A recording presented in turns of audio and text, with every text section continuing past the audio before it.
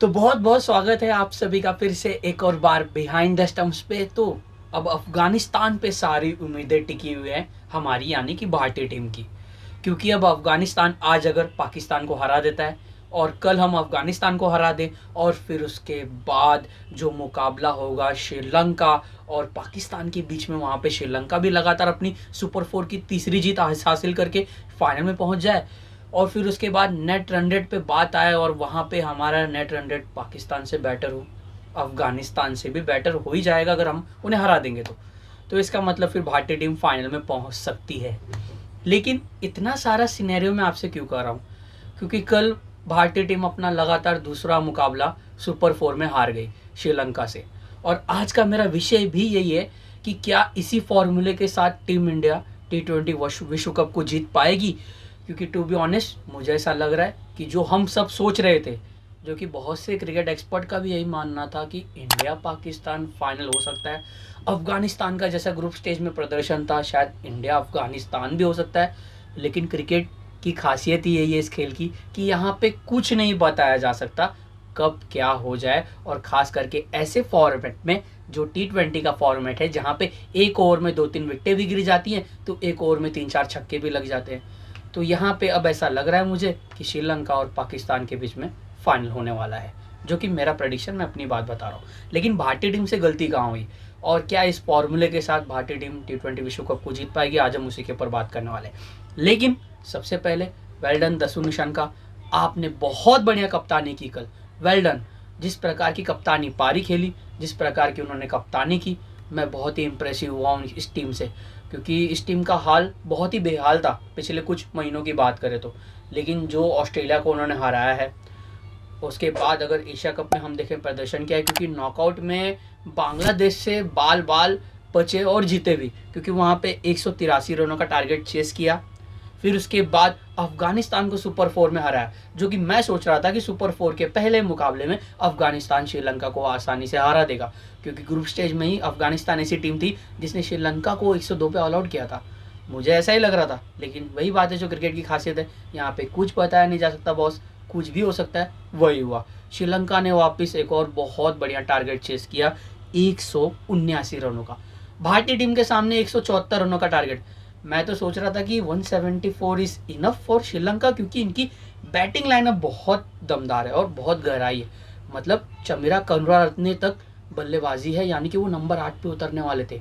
तो मेरे दिमाग में एक बात जरूर थी कि अगर श्रीलंका के पास विकेट होगा तो श्रीलंका इस टारगेट को जरूर चेस कर लेगा। विकेट था उनके पास, क्योंकि 6 विकेटों से कल के मुकाबले को जीत लिया। लेकिन भारतीय टीम से गलती क्या हुई? देखिए, पाकिस्तान से जो हारे आप, वहाँ पे आपने 5 ही गेंदबाजों का इस्तेमाल किया, सबसे बड़ी गलती यही हुई। फिर से कप्तान रोहित शर्मा से वही गलती हुई। उन्होंने प्रेस कॉन्फ्रेंस में ये स्टेटमेंट दिया कि पथुन निशंका और देखें तो कुशल मेंडिस दोनों दाहिने हाथ के बल्लेबाज हैं। दोनों के बीच में पार्टनरशिप बढ़िया हो गई थी, इसलिए मैं चाह के भी दीपक हुडा को गेंद नहीं थमा पाया। बट राउंड द विकेट से भी तो राइट हैंडर्स बल्लेबाजों को बहुत परेशान करते हैं, ऑफ स्पिनर्स। चाहते तो तभी गेंदबाजी करवा देते, 1-2 ओवर भी दे देते तो आपके पास, शायद आप किसी को और को रोक लेते। मे भी आप हार्दिक से 4 ओवर ना करवाते, शायद आप यूजी से ओवर ना करवा लेते, या फिर आप चाहे तो अर्शदीप से भी एक ही ओवर डलवाते डेथ में, या फिर भुवी को रोक देते। अगर आपने छठवें गेंदबाज का इस्तेमाल किया होता तो शायद किसी एक गेंदबाज का ओवर बचा होता। मेरे कहने का मतलब यही है। और अगर आपको दीपक हुड्डा से ओवर ही नहीं करवाना है, नंबर 7 पे दीपक हुड्डा, टू बी ऑनेस्ट मैंने उनकी बल्लेबाजी देखी है, वो टॉप ऑर्डर के खिलाड़ी हैं, मध्य क्रम में भी खेले हैं। लेकिन नंबर 7 और नंबर 8 के वो खिलाड़ी मुझे नहीं दिखते हैं कि आके वो मैच फिनिश करें। हाँ, उनका स्ट्राइक रेट बढ़िया है, लेकिन आप उन्हें कहाँ खिलाइए? आप उन्हें मध्य क्रम में खिलाइए, आप उन्हें टॉप ऑर्डर में खिलाइए। ओपन करे थे तभी 100 मारा था। तो दीपक हुड्डा को अगर आपसे गेंदबाजी नहीं करवानी थी तो आप डीके को ही खिला देते, क्योंकि डीके नंबर 7 के लिए बेस्ट है। वो फिनिशिंग का काम करते और शायद कल अच्छा भी खेल लेते, दीपक हुड्डा से मच बेटर खेल लेते। अगर आपके पास जडेजा का लाइक टू लाइक रिप्लेसमेंट भी है, आपने उनका भी इस्तेमाल नहीं किया। आपने रविंद्र जडेजा की जगह पे अक्षर पटेल को खिलाना चाहिए था। अक्षर पटेल आते तो कल क्या होता? भुवनेश्वर कुमार, अर्शदीप सिंह 8 ओवर, यूजी चहल के 12 ओवर, तो आप इन 3 गेंदबाजों के 4-4 ओवर पक्का करवाते। अश्विन, हार्दिक पांड्या और अक्षर पटेल में भी, अक्षर पटेल तो डेथ ओवर में भी गेंदबाजी करते हैं, आपने देखा होगा। डीसी के लिए उन्होंने कितने सारे अंत में आके 1-2 ओवर डाले हैं। तो वो भी काम कल अक्षर पटेल बखूबी अच्छे तरीके से निभा देते। बल्लेबाजी भी कर लेते हैं, क्योंकि आपको एक लेफ्ट हैंडर चाहिए तो आपने पंत को खिलाया ठीक है, लेकिन जो आपने दीपक हुड्डा को खिलाया उसकी जगह पे या तो फिर डीके, नहीं तो ये आ जाते। तो छठवें गेंदबाज अगर आपके पास कल होता, और खास करके अक्षर पटेल जैसा, तो फिर शायद ये हाल नहीं होता। तो यहाँ पे छठवें गेंदबाज की कमी खली, और इस फॉर्मूले के साथ T20 विश्व कप 5 गेंदबाज के साथ चलिए। अगर T20 विश्व कप आप खेल रहे हो और वहाँ पे आप 5 गेंदबाज के साथ ही जा रहे हो, जैसे अगर जसप्रीत बुमराह वहाँ पे हो, भुवनेश्वर कुमार वहाँ पे हो, युजी चहल वहाँ पे हो, 3 हो गए आपके, हर्षल पटेल चौथे गेंदबाज, हार्दिक पांड्या पाँचवें गेंदबाज हार्दिक पांड्या। हर मैच में आप ये मत सोचिएगा कि हार्दिक पांड्या आएंगे 4 ओवर डालेंगे, 4 ओवर तो डालेंगे नो डाउट, 20-30 रन नहीं, शायद महंगे भी साबित हो सकते हैं। तो यहाँ पे आपको उनका एक बैकअप भी ढूंढना होगा, एक ऐसा गेंदबाज जो इन 5 में से किसी एक खिलाड़ी का अगर दिन बेकार हो, या फिर कहीं जसप्रीत बुमराह का ही दिन बेकार चले जाए, तो उसकी कमी वो पूरी करे। तो वहाँ पे वो अक्षर पटेल हो सकते हैं। अगर रविंद्र जडेजा फिट हो जाते हैं, हम तो यही चाहेंगे जड्डू फिट हो जाए, तो फिर बहुत अच्छा होगा, क्योंकि जड्डू ऑस्ट्रेलिया में बहुत इफेक्टिव हो सकते हैं। तो 6 गेंदबाजों के साथ आपको मस्टली मतलब कंपलसरी आपको उतरना है, must 6 bowler compulsory in Australia, तो ज़रूरी है। और भी कुछ बातें जो मैं आपके साथ शेयर करना चाहता हूँ, जैसे कि अभी T20 विश्व कप आने वाला है, डेडलाइन दी गई है 15 या 16 सितंबर, वहाँ तक आपको आईसीसी को अपना स्क्वाड बताना है। तो साउथ अफ्रीका, इंग्लैंड और ऑस्ट्रेलिया ने अपना स्क्वाड अनाउंस कर दिया है, इसके ऊपर एक और वीडियो बनेगा, मैं आपके साथ शेयर करूँगा उस वीडियो को। लेकिन भारतीय टीम अब जो 15 अपने सिलेक्ट करेगी, लगभग आपको भी पता है, मुझे भी पता है वो कौन होंगे, लेकिन उनमें कुछ और खिलाड़ी है जिनका फॉर्म में आना बहुत ज़रूरी है, और वो खिलाड़ी T20 विश्व कप में पक्का जाएंगे। जैसे मैं कहूँ, देखिए रोहित शर्मा, उन्होंने अपनी लय प्राप्त कर ली, क्योंकि कल बहुत बढ़िया पारी खेली उन्होंने 72 रनों की। अगर वो कल खुद के लिए खेलते तो 5वां शतक पक्का ठोक देते, लेकिन वो टीम के लिए खेले, इसीलिए देखिए वो बिंदास खेले, फेयरलेस खेले, मुझे बहुत अच्छा लगा। अगर खुद के लिए खेलते तो शतक पक्का बना देते रोहित शर्मा। केएल राहुल, अब केएल राहुल के लिए आने वाले 6 मुकाबले बहुत ही कंपलसरी है, 6 नहीं 7, कल का भी एक अफगानिस्तान से जो होने वाला है। अब वो मुकाबला भी कल केएल राहुल अगर अच्छा स्कोर बना लेंगे तो उनके लिए अच्छा होगा। फिर उसके बाद 3 महत्वपूर्ण मैच ऑस्ट्रेलिया के सामने होने वाले, फिर उसके बाद 3 महत्वपूर्ण मैच साउथ अफ्रीका, यानी कि 6 T20I मैचेस केएल राहुल को और खेलने को मिलेंगे। वहाँ पे रन बनाना बहुत ही ज़रूरी होगा। अगर ये 6 मुकाबले केएल राहुल के अच्छे नहीं गए तो फिर बहुत बड़ा सवाल खड़ा होने वाला है। फिर उसके बाद विराट कोहली बेहतरीन फॉर्म में आ चुके हैं, सूर्य कुमार यादव भी अच्छे रिदम में दिख रहे हैं, Hardik Pandya no doubt allrounder आपको पक्का चाहिए, वो भी खास करके सीमर तो पक्का ही पक्का, और हार्दिक पांड्या अच्छे रिदम में, अच्छे फॉर्म में भी हैं। उसके बाद यहाँ पे देखें तो ऋषभ पंत, अब ऋषभ पंत की सारी उम्मीदें किस पे टिकी होंगी? रविंद्र जडेजा पे। अगर जड्डू फिट नहीं होते हैं तो पंत पक्का खेलेंगे, क्योंकि you need a left hander batter in your 11। और अगर जड्डू फिट नहीं होंगे तो आपको ऋषभ पंत चाहिए। अगर जड्डू फिट ना भी हुए तो एक और खिलाड़ी को उसका बहुत बड़ा नुकसान हो सकता है, वो है दिनेश कार्तिक, क्योंकि अगर जड्डू आते हैं तो पंत बाहर होंगे, यानी कि दिनेश कार्तिक करेंगे विकेट कीपिंग। तो जड्डू के होने से बहुत कुछ संतुलित रहता है प्लेइंग 11 में।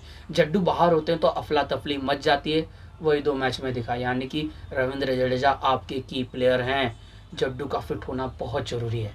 उसके बाद देखिए ऋषभ पंत, अब जो मैंने कहा आपको, उनके लिए भी 6 मुकाबले बहुत ही महत्वपूर्ण होने वाले हैं, क्योंकि T20I में ऋषभ पंत अभी तक उतने फॉर्म में मुझे नहीं दिखे हैं, मैं उनसे इम्प्रेस नहीं हुआ हूँ टू बी ऑनेस्ट। तो यहाँ पे पंत को रन बनाना होगा दक्षिण अफ्रीका और ऑस्ट्रेलिया के सामने जो T20I सीरीज़ होने वाली है वहाँ पे, क्योंकि ऋषभ पंत जाएंगे, मुझे ऐसा लग रहा है पक्का जाएंगे। उसके बाद देखें तो दीपक हुड्डा, दिनेश कार्तिक या फिर अक्षर पटेल। दीपक हुड्डा वर्ल्ड कप में मुझे नहीं लग रहा, मौका गंवाया है उन्होंने। दिनेश कार्तिक पक्का खेलेंगे, जो मैंने कहा खेलेंगे तभी जब जड्डू आएंगे तो पंत बाहर होंगे और डीके विकेट कीपिंग करेंगे। अक्षर पटेल तब 11 में शामिल हो सकते हैं, नहीं तो वो बैकअप के रूप में स्टैंड बाय में होंगे, जैसा अभी हैं रविंद्र जडेजा के बैकअप के रूप में स्टैंड बाय में रहेंगे। अगर जड्डू फिट नहीं होते तो मैं कहता हूँ 7वें नंबर पे आप खिला लीजिए उनको, अक्षर पटेल को, क्योंकि वो गेंदबाजी बहुत बढ़िया करेंगे। जड्डू जितनी आपको वैसी क्वालिटी नहीं मिलेगी, लेकिन अक्षर पटेल भी उतना दमखम रखते हैं, तो वो बात है। तो अक्षर की भी उम्मीदें जड्डू पे होंगी। उसके बाद गेंदबाजी में अब देखिए जसप्रीत बुमराह आएंगे, हर्षल पटेल आएंगे और अर्शदीप सिंह, ये आपके डेथ ओवर स्पेशलिस्ट बन सकते हैं ऑस्ट्रेलिया में। 3 गेंदबाज, उसमें से 2 तो पक्का खेलेंगे। फर्स्ट चॉइस मेरे हिसाब से होंगे जसप्रीत बुमराह और हर्षल पटेल। उसके बाद देखें तो भुवनेश्वर कुमार, युजी चहल, हार्दिक पांड्या, ये आपके ये आपके भुवनेश्वर कुमार जो होंगे वो आपके पावर प्ले में गेंदबाजी करेंगे, क्योंकि अब शायद आप डेथ ओवर में उन पे उतना ज़्यादा ना सोचें उनके बारे में। उसके बाद देखें तो युजी चहल, हार्दिक पांड्या और रविंद्र जडेजा अगर आ जाएंगे तो छठवें गेंदबाज का आपके पास विकल्प होगा। और अगर जड्डू ना हो तो मैंने कहा ही अक्षर पटेल को ले लीजिए, क्योंकि 5 गेंदबाज के साथ तो आप ऑस्ट्रेलिया में सोच भी नहीं सकते हो, वरना यही हाल होगा जो पाकिस्तान और श्रीलंका के सामने हुआ। तो उसके बाद अब देखिए, क्योंकि जो मैंने आज बात की है यहाँ पे, तो कुछ टिक्स थे जिनको अभी उनको भी टिक करना बाकी है। कुछ ऐसे कॉलम थे जहाँ पे केएल राहुल, ऋषभ पंत, उसके बाद में देखें तो आप देखोगे तो गेंदबाजी में भी मैं ऐसा देखना चाहूँगा कि और क्या हो सकता है, क्योंकि अभी भी बॉलिंग अटैक उतनी दमदार नहीं दिख रही है। अब हर्षल पटेल ऐसी खबर आई कि खेल सकते हैं ऑस्ट्रेलिया के सामने, तो देखना बहुत इंटरेस्टिंग होगा, क्योंकि बुमराह के आने से तो ये बात होगी कि डेथ ओवर हमारा थोड़ा स्ट्रांग हो जाएगा, हर्षल पटेल होंगे और भी स्ट्रांग हो जाएगा। तो देखते हैं क्या होता है। लेकिन अभी भी यहाँ पे मैं कहूँगा कि 6 गेंदबाज के साथ खेलना पक्का ज़रूरी है, और केएल राहुल का फॉर्म में आना ज़रूरी है। ऋषभ पंत को मौका मिले तो उन्हें अच्छा खेलना ज़रूरी है। तो यहाँ पे मैंने कुछ बातें आपके साथ शेयर की। आई होप आपको ये वीडियो ज़रूर पसंद आया होगा। तो अगर आपको ये वीडियो पसंद आया तो प्लीज़ इस वीडियो को ज़रूर लाइक कीजिए, इस वीडियो को शेयर भी कीजिए, और प्लीज़ मेरे इस यूट्यूब चैनल को सब्सक्राइब करना मत भूलिए। Prabhat Rajnarayan behind the stumps, please subscribe. Jai Hind.